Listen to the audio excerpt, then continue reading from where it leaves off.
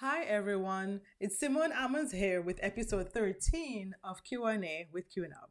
Today's question is, what are the key areas of the biopharmaceutical manufacturing process? Answer, there are four key areas of this manufacturing process. 1. Supply. 2. Upstream. 3. Downstream. 4. Warehouse storage and distribution. In the last episode, we introduced a document called the process description.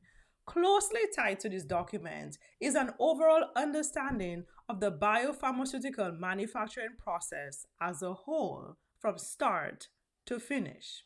In this diagram, we can see an overview of the four key areas of the process.